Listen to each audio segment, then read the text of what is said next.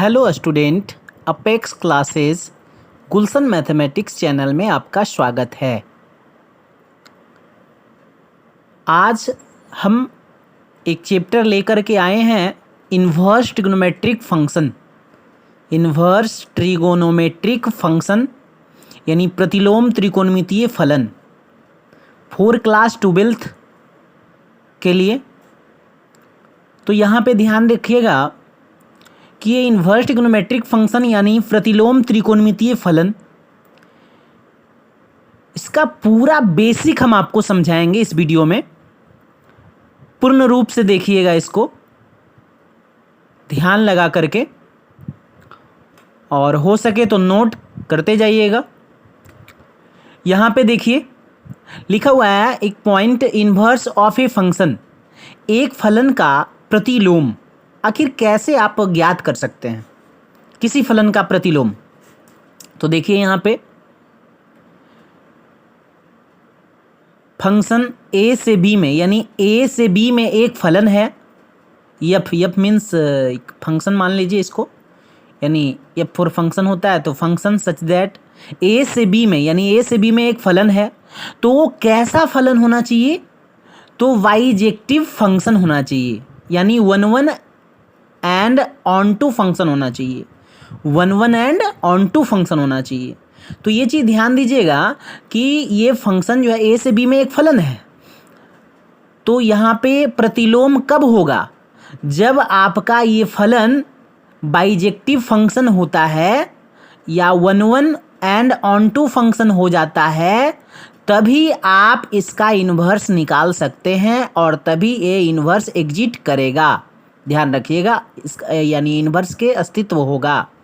तो इस प्रकार से देखिए, और ये फंक्शन ए इक्वल रेंज, फंक्शन ए इक्वल रेंज, तो फंक्शन इन्वर्स एग्जिट करता है इस प्रकार से। जैसे एफ ए से बी तो जी देखिए अपोजिट हो गया, इन्वर्स हो गया। जी बी से ए, देखिए बी से ए एक फलन हो गया, यानी ये आपका प्रतिलोम बन गया। इसी को हम लोग जी यानी बी से ए, इसी को हम लोग फंक्शन इन्वर्स लिख सकते हैं, यानी एफ इन्वर्स, इसको एफ इन्वर्स पढ़ते हैं। तो फंक्शन इन्वर्स यहाँ पे क्या हो गया? बी से ए, बी से ए। लेकिन ये कब होगा? इन्वर्स कब निकलेगा? जब कोई फलन बाइजेक्टिव फंक्शन हो जाए या 1 एंड ऑन टू फंक्शन हो जाए, तभी फंक्शन इन्वर्स एग्जिट करता है। ये चीज़ हमेशा ध्यान रखिएगा। तो फंक्शन इन्वर्स बी से ए एक प्रतिलोम फलन कहलाता है। बट यहाँ पे कुछ बात यहाँ पे हम बोले कि 1 एंड ऑन टू फंक्शन यानी बाइजेक्टिव फंक्शन, तो कुछ लोगों के मन में आ रहा होगा ऐसा कि भाई 1 एंड ऑन टू फंक्शन क्या है? तो 1 एंड ऑन टू फंक्शन जो होता है 1 मीन्स होता है जैसे, यानी कोई ए है और बी है। देखिए यहाँ पे लिखा हुआ है, फिगर बना करके समझाया हुआ है। ये ए है और बी है, कोई दो यहाँ पे है ना लिए हैं फलन। तो यहाँ पे ए में जो है 1 2 3 4 एलिमेंट है और बी में आपका है A B C D element है। तो यहाँ पे देखिएगा ए का, यानी ए का जो है ये प्री इमेज है। ए में जो जितने भी हैं ये प्री इमेज है, और ए का जितने भी एलिमेंट है ओ बी में किसी न किसी एलिमेंट से इमेज है ना बनता है। तो प्री इमेज जितने भी ए का, यानी जितने भी एलिमेंट है वो किसी न किसी कोई एक से, यानी एक से सिर्फ इमेज बनाता हो, तो समझिए वो 1 फंक्शन है। और ऑन टू का मतलब, यानी आपका जो इमेज बन रहा है उसमें कोई भी ऐसा एलिमेंट छूटना नहीं चाहिए, ठीक है? अगर छूट गया, अगर बी में आपका कोई भी एलिमेंट जैसे ए बी सी, अगर डी में कोई भी इमेज नहीं बन रहा है, यानी प्री इमेज का उसका इमेज नहीं बन रहा है, तो समझिए इनटू फंक्शन हो जाएगा। ऑन टू फंक्शन का मतलब बी में जो भी रहेगा वो आपका सभी एक दूसरे प्रतिबिंब बनाए हुए रहेगा, है ना? तब समझिएगा ये ऑन टू फंक्शन है, यानी 1 एंड ऑन टू फंक्शन। समझ गए यहाँ पे? अब देखिए यहाँ पे ध्यान से, इसी प्रकार से यहाँ पे लिखे हैं कि जी वाई इक्वल एक्स, यदि और केवल यदि, है ना, फंक्शन एक्स बराबर वाई, इस प्रकार से लिख सकते हैं। फंक्शन इनवर्स एक्स बराबर वाई, तो एक्स बराबर फंक्शन वाई भी लिख सकते हैं। यहाँ पे देखिए द फंक्शन जी बी से A is called the inverse of function, यानी फंक्शन सच दैट ए से B and is denoted by function inverse, यानी ए से बी में एक फलन जो है उसको हम डिनोट कर सकते हैं फंक्शन इनवर्स से, है ना। और ये जी से बी यानी जी भी एक फलन है, तो ये फंक्शन जो है बी से ए में अगर ये एक फलन होता है तो उसको हम कहते हैं कि इन्वर्स ऑफ ए फंक्शन, यानी क्या किसका इन्वर्स हो गया, तो एफ ए से बी का इन्वर्स हो गया जी बी से ए, है ना। तो इस प्रकार से देखिए और भी तरीका है यहाँ पे, देखिए ध्यान से कि एफ ओ f inverse equal f inverse o f equal x हो सकता है, एफ ओ f inverse equal f inverse o f equal x हो सकता है, दोनों एक दूसरे के बराबर होंगे। बट देखिए यहाँ पे वी नो दैट, हम जानते हैं कि यहाँ पे फंक्शन इन्वर्स ओ एफ यानी एक्स अगर जोड़ते हैं यहाँ पे तो फंक्शन इन्वर्स ओ जो है एक संयुक्त है ना, ध्यान रखिएगा जोड़ने का काम करता है, तो ये फंक्शन इन्वर्स फंक्शन एक्स लिख सकते हैं। अगर एफ इनवर्स ओ एफ रहेगा और एक्स दिया हुआ रहेगा तो आप ऐसे लिख सकते हैं फंक्शन इनवर्स फंक्शन एक्स। तो यहाँ पे फंक्शन इनवर्स फंक्शन एक्स बराबर देखिए कहीं पे दिया हुआ है फंक्शन एक्स बराबर आपका, देखिए यहाँ पे है फंक्शन एक्स बराबर वाई, यानी फंक्शन एक्स के जगह पे क्या दे दिए वाई, तो फंक्शन इनवर्स क्या बन गया वाई।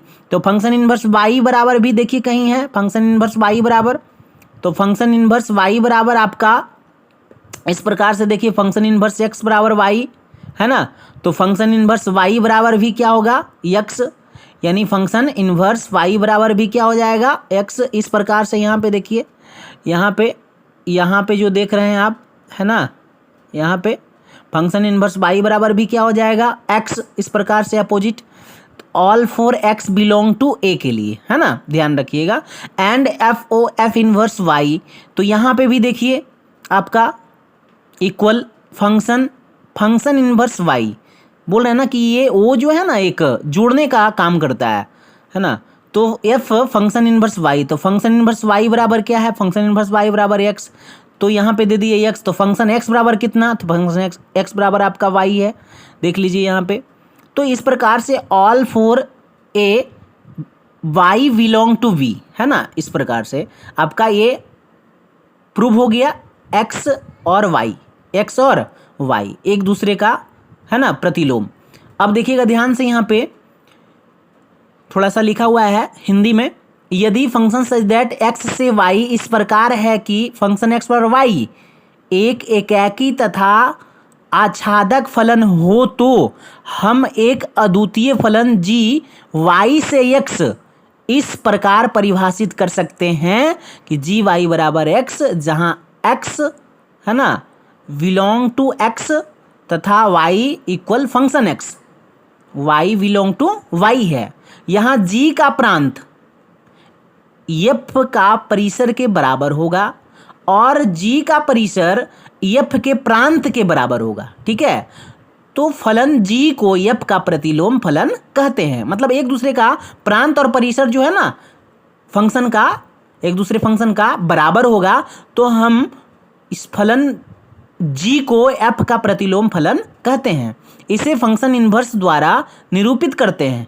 साथ ही जी भी एकाकी तथा आच्छादक होता है और जी का प्रतिलोम फलन एफ होता है। ये ध्यान रखिएगा हमेशा, जी इनवर्स इक्वल यानी एफ इनवर्स के इनवर्स अगर करते हैं डबल इनवर्स रहता है तो ओ एफ ही हो जाता है।